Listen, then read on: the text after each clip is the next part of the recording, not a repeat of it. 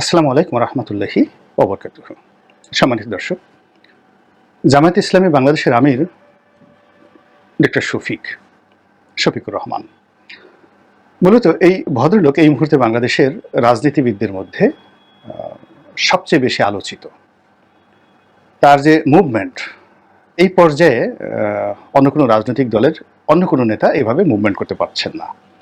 যেমন ধরুন জিএম কাদের আছেন জাতীয় পার্টির, বা বিএনপির আছেন তারেক রহমান সাহেব বা বেগম খালেদা জিয়া, আওয়ামী লীগের আছেন ওবায়দুল কাদের কিংবা সাবেক প্রধানমন্ত্রী শেখ হাসিনা।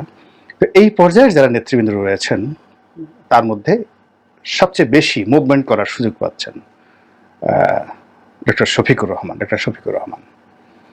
এবং এটা অলৌকিক ঘটনা। এর কারণ হলো তিনি এই দায়িত্ব নেওয়ার পর থেকে বেশিরভাগ সময় তাকে আন্ডারওয়ার্ল্ডে থাকতে হয়েছে, পালিয়ে থাকতে হয়েছে, কিন্তু জেলখানায় থাকতে হয়েছে। কিন্তু 5 তারিখের পর থেকে তিনি যে ব্যস্ততার মধ্যে সময় কাটাচ্ছেন এবং তার সম্পর্কে মানুষের যে আগ্রহ বাড়ছে এবং তাকে নিয়ে মানুষের চিন্তা চেতনা যে সে কে, এই বিষয়গুলো কিন্তু এই পরিবর্তিত পরিস্থিতিতে নতুন করে এসেছে। এবং সেই দিক থেকে আমার কাছে মনে হলো যে এই ভদ্রলোকের যে একটা যে তার যে বাস্তব অবস্থা, আমি যতটুকু জানি এই বিষয়টি যদি আপনাদের সামনে তুলে ধরি আপনাদের অনেকের হয়তো ভালো লাগবে। তার বিরোধিতা যারা করেন তারাও তার বিরোধিতা সুন্দরভাবে করতে পারবেন, আর যারা তাকে সমর্থন করতে চান, দোয়া করতেছেন, তারা আরও ভালোভাবে করতে পারবেন। অনেক আগে আমি সিলেটে বেড়াতে যাই। তো সেখানে NI খান নামক একজন ভদ্রলোক হোটেলে এসে আমাকে সালাম দিলেন। উনি জামাত করেন কিনা জানি না, তবে আওয়ামী লীগ করেন না, সিলেট শহরের অত্যন্ত ধনাঢ্য ব্যক্তি। তো তিনি এসেই সালাম দিলেন সেই স্টার প্যাসিফিক হোটেলে। আমি যে হোটেল ভাড়া দিচ্ছিলাম বা রুম বুক করছিলাম, তিনি এসেই বললেন যে আমি আপনার খুব ভক্ত। তারপর বললেন যে এই আমার বন্ধুর হোটেল, এটা আপনাকে সর্বোচ্চ কমিশনে 55% কমিশন দাও। তারপর আবার বললেন যে না না না রনি ভাই, এখানে থাকবেন, কদিন থাকবেন, যে কদিন থাকবেন আমি ভাড়া দিয়ে দেবো। না না না এরকম মানে 1 মিনিটের মধ্যে সেই ভদ্রলোক NI খান আমার সেই হোটেলের সমস্ত বিলগুলো দিয়ে দিলেন। তারপর ওনার ভাষায় দাওয়াত দিলেন। পরে তিনি বললেন যে সিলেটে যে একটা মহিলা মেডিকেল কলেজ হাসপাতাল আছে, তো সেই হাসপাতালের তিনি পরিচালক।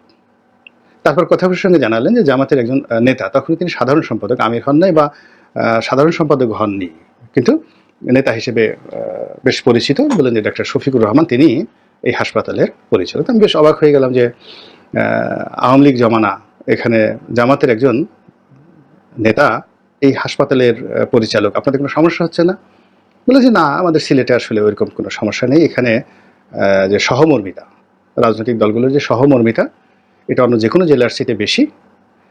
আর ডক্টর শফিক এখানে সবার সঙ্গে একটা সম্পর্ক বজায় রাখেন, ফলে তার যে রাজনৈতিক বিশ্বাস তার এই ব্যবসার সঙ্গে বা তার কর্মকাণ্ডের সঙ্গে জড়িত নয়।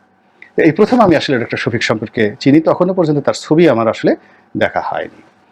তো পরবর্তীতে তিনি যখন আমির হলেন, আমির হওয়ার পরে দেখলাম, এবং তার ব্যাপারে আমি আসলে ওরকম ওয়ান টু ওয়ান ওইভাবে জানি না বা জানতাম না। এর জামাতের লোক যারা আছেন তারা অভ্যন্তরীণভাবে তাদের অনেক বড় বড় নেতা আছেন, কিন্তু বাইরের জনসাধারণের বেশিরভাগ লোকই তাদের শিক্ষা দীক্ষা পরিবার সম্পর্কে অতটা জানেন না। আমিও ঠিক ওইরকম জানতাম না। কিন্তু হঠাৎ করে একবার দেখলাম যে কিছু ছাত্র শিবিরের লোক আমার অফিসে আম নিয়ে আসছে। এটা কোন সালে আমি বলতে পারবো না। বললো যে আমিরে জামাত তিনি আপনার জন্য উপহারটি পাঠিয়েছেন। আমি খুব সম্মানিত বোধ করলাম এবং তারা আমাকে টেলিফোনে তার সঙ্গে কথা বলিয়ে দিল। আমি খুব মানে অবাক হয়ে গেলাম। তিনি সালাম দিলেন বিনয়ের সঙ্গে, এবং আমি আওয়ামী লীগের MP বা ছিলাম না, আমার এখনো মনে পড়ে না এটা কত সালের ঘটনা। তিনি সেটি পাঠিয়েছেন, আম পাঠিয়েছেন, একেবারে 1 বস্তা আম। তো যাক, এই তার সঙ্গে কথা হলো একবার। তারপরে আরও 2-3 বার কথা হলো ওই একইভাবে। একবার জায়নামাজ পাঠালেন, একবার পাজামা পাঞ্জাবি পাঠালেন, এরকম উপহার বিভিন্ন উপলক্ষে পাঠিয়েছেন। আর প্রতিবারই কথা বলেছেন, এবং কখনো তার পক্ষ থেকে এসেছে, আবার কখনো আরেকজনের পক্ষ থেকে এসেছে। এরকম জামাত এই সম্পর্কটা অন্য কার সাথে রক্ষা করেছেন জানি না, বাট আমার সাথে রক্ষা করেছেন। এবং আমার জানা মতে অন্যান্য বিভিন্ন রাজনৈতিক দলের যারা নেতৃবৃন্দ রয়েছেন তাদের সবার সঙ্গে জামাত কিন্তু সেই 2009 সন থেকেই বিভিন্ন কৌশলে ব্যক্তিগত সম্পর্ক রক্ষা করে চলেছেন। এবং এদের কৌশলটা এত বলে সূক্ষ্ম ছিল যে অনেকে আমরা বুঝতে পারিনি। যেমন আমাকে দাওয়াত দেওয়া হলো 2009 সনে প্রেস ক্লাবের একটি অনুষ্ঠানে। আমি সেখানে গিয়ে উপস্থিত, নতুন এমপি হয়েছি, যে দাওয়াত দেয় সেই যায়, গিয়ে দেখি যে পুরো অনুষ্ঠানটি জামাতের। এখন জামাতের অনুষ্ঠানে আমি কি করে গিয়ে জয় বাংলা বলবো? তো জয় বাংলা বলবো, বা আমি সেখান থেকে চলে আসবো কিনা, বা আমার দলে যদি খবর যায় যে গোলাম মোল্লা রনি জামাতের অনুষ্ঠানে গিয়ে এই ধরনের বক্তব্য দিয়ে আসছেন, তো সেখান থেকে চলে আসাটা অভদ্রতা, আমার কাছে কাপুরুষতা মনে হলো। ফলে কি হলো, তারা তাদের অনুষ্ঠান করলো, আমি সুন্দর মতো কথা বলে আসলাম এবং অনুষ্ঠান শেষে জয় বাংলা জয় বঙ্গবন্ধু বলে সেখান থেকে চলে আসলাম। এইভাবে আসলে আমি তাদের সাথে আমার যে সম্পর্কটা, অন্যান্য ইসলামিক দল, তারপরে রাজনৈতিক দলগুলোর মধ্যে বিএনপি, তারপরে জাতীয় পার্টি, মানে এরশাদ সাহেব বলেন বা বিএনপির যারা আরও শীর্ষ নেতৃবৃন্দ, সর্বোচ্চ নেতৃবৃন্দ রয়েছেন, তাদের সঙ্গে ব্যক্তিগত পর্যায়ে আমার ঠিক এরকমই সম্পর্কটা আমার সেই প্রথম থেকেই ছিল। এরপর বুদ্ধিজীবী এখন যারা, মানে যে ডক্টর ইউনূস থেকে যারা হয়েছেন, এদের সবার সঙ্গে মোরাললেস আমার একটা কানেকশন আছে, ব্যক্তিগত সম্পর্ক আছে। কখনো হয়তো এদেরকে আমার বলা হয়নি কোনো কিছু, তারাও আমাকে বলেনি। আমি আগামী দিনগুলোতে তাদের ব্যাপারে কখনো কিছুই বলবো না। কিন্তু যেটি বলতে চাই সেটি হলো যে তারা আজকের এই ভালো পর্যায়ে আছেন, আমি তাদেরকে নিয়ে গর্ব করি। এই সম্পর্কটা অনেক আগের থেকে আমি তাদের সাথে রক্ষা করেছি। তারা আজ ভালো পর্যায়ে আছেন, আলহামদুলিল্লাহ। তো এরকম জামাতের আমিরের সঙ্গেও এরকম ভালো সম্পর্কটা ওইভাবে টেলিফোনে আমি সবসময় রেখেছি। তো এখন তিনি এই সময়টিতে একের মুক্ত বিহঙ্গের মতো যেভাবে ঘুরছেন, আমার ভালো লাগছে দেখে। আর আমার একটু হিংসা লাগছে বা ঈর্ষা লাগছে যে উনি বয়স্ক মানুষ, দাড়ি চুল সব পেকে গিয়েছে, সে বন্যার পানির মধ্যে নেমে যাচ্ছে, এই গাড়িতে করে একবার সিলেট যাচ্ছে, আর একবার নোয়াখালী যাচ্ছে, আর একবার কুমিল্লা যাচ্ছে, আবার হাসপাতালে গিয়ে আহত রুগীদের দেখছেন। এই প্রাণ শক্তি আমার মধ্যে নাই। আমার এই সকালে পেট খারাপ থাকে, বিকালবেলা মাথা খারাপ থাকে, রাতে ঘুম হয় না। আমি চিন্তা করলাম আমি করিটা কি? তো যা হোক, আমি কিছুই করছি না, কিন্তু যারা করছে তাদেরকে প্রশংসা করতে তো আমার কোনো অসুবিধা নেই। আল্লাহ যেহেতু আমাকে একটা মুখ দিয়েছেন, জবান দিয়েছেন, কথা বলার ক্ষমতা দিয়েছেন এবং আমাকে একটা প্ল্যাটফর্ম দিয়েছেন, তো এটা নিয়েই মূলত কথাবার্তা বলা। এবং যে কারণে বলা সেটা হলো, আমি জামাতের যে আমির, তার একটা ব্যবহারে খুবই আশ্চর্য হয়েছি। এতটা আশ্চর্য হয়েছি এবং অবাক হয়েছে যেটি বলার মতো নয়। তো ওনার কোনো টেলিফোন নম্বর আমার কাছে ছিল না, নেইও বটে। তো ওনারা বিভিন্ন সময় যখন উনি আছেন বা জামাতের অন্য কোনো নেতা আছেন, তারা তাদের ভিন্ন একটা নম্বর থেকে হঠাৎ করে সারপ্রাইজিং টেলিফোন দেন, তারপরে শেষে কথাবার্তা বলেন। এবং আমি সবসময় তাদেরকে যাকে বলা হয় খোঁচা দেওয়ার চেষ্টা করেছি, যে এইভাবে লাদেনের মতো লুকিয়ে থেকে, মোল্লা আহমেদের মতো লুকিয়ে থেকে আর কতদিন রাজনীতি করবেন, এভাবে নিজের সাহস করে বের হন, ফোন নম্বর করেন, আপনার ঝুঁকি কমে যাবে। যাক, কিন্তু তারা আমার সেই কথায় কখনো অভিমান করেননি বা আমাকে ছোট মনে করেননি, কিন্তু তারা তাদের কাজগুলো করে গেছেন। তো এই অবস্থাতেই তাদের সাথে আমার যোগাযোগ এবং সংযোগ। তো তারই প্রেক্ষিতে এই গত 2-3 দিন আগে যেটি হলো, এক ভদ্রলোক, বেশ উঁচু পর্যায়ের কর্মকর্তা, ডিস্ট্রিক্ট জাজ পর্যায়ের কর্মকর্তা, তিনি আওয়ামী লীগ নেতা মাহবুব আলম হানিফ, তার যে ক্রোধানলে পড়ে তিনি চাকরি হারিয়েছেন। কোনো রিজন নাই, সব কিছু ওকে আছে। তো তিনি এখন সেই চাকরিতে এই পরিবর্তিত পরিস্থিতিতে বহাল হতে চাচ্ছেন। তো তিনি ডক্টর ইউনূসের কাছে যেতে চাচ্ছেন। তো আমি বললাম যে ডক্টর ইউনূসের কাছে যাওয়ার জন্য তো আসলে আমার কোনো যোগাযোগ নেই। এখন যারা রাজনীতিবিদ আছেন, বিএনপি আছেন, জামাত আছে, তাদের যারা শীর্ষ নেতৃবৃন্দ আছেন, আপনি তাদের কাছে যান, এবং কেউ যদি ঢুকতে না চায়, দেখা করতে না চায়, আমার কথা বলবেন। আমি এমনি জাস্ট একটা কনফিডেন্স থেকে বলছি। আপনি যদি মির্জা ফখরুল সাহেবের কাছে যান, জামাতের আমির কাছে যান, বা অন্য যার সাথে সম্পর্ক আছে ডক্টর ইউনূসের কাছে যাওয়ার জন্য, ঠিক আমার কথা বলবেন। আমি জাস্ট এইভাবে ইন জেনারেল এই কথাটা বলে দিয়ে ভদ্রলোককে পাঠিয়ে দিলাম। ভদ্রলোক, আমি যখন বলছি ঠিক তার 2 ঘন্টা পরে তিনি একেবারে সোজা জামাতের আমিরের কাছে চলে গেছেন। আমি যখন এরকম ব্যস্ত ছিলাম, আমার বেখেয়াল ছিলাম, সামনে বেশ কয়েকজন লোকও ছিল, আমি বুঝতে পারিনি। হঠাৎ করে আমার মোবাইলে একটা টেলিফোন আসলো। এক ভদ্রলোক বললেন যে কথা বলেন, শুধু এতটুকুই কথা বলেন। তো ও মাথা থেকে বললো যে আসসালামু আলাইকুম ভাই, কেমন আছেন? আমি বললাম ভালো।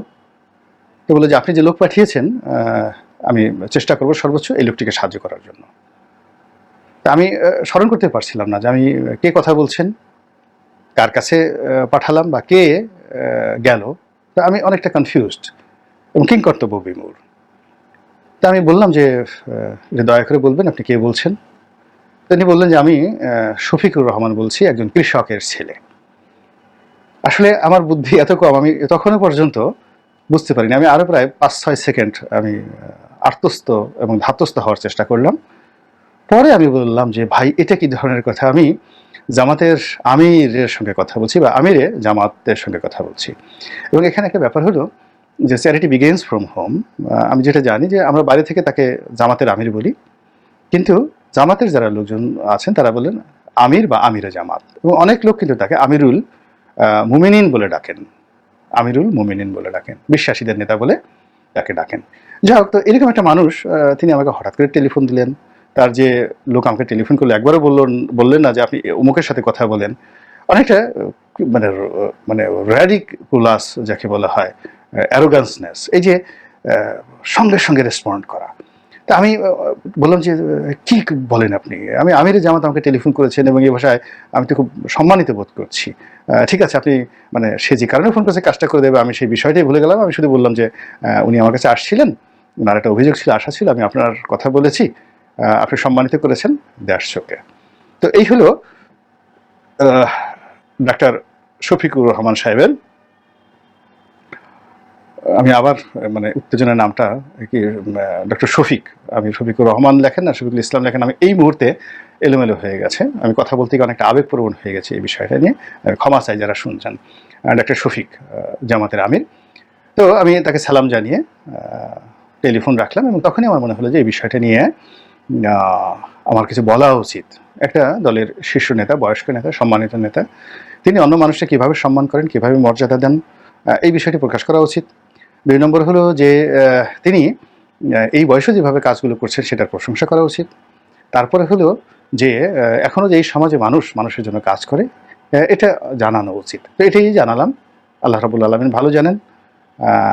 যারা দেখছেন তাদের সবার প্রতি রহমত এবং বরকত আল্লাহ নাজিল করেন, এবং আমিরে জামাত আল্লাহ তাকে হেফাজত করুন, হেদায়েত দান করুন, উত্তম যাজা দান করুন, এই দোয়া করছি। আসসালামু আলাইকুম ওয়া রাহমাতুল্লাহি ওয়া বারাকাতুহু।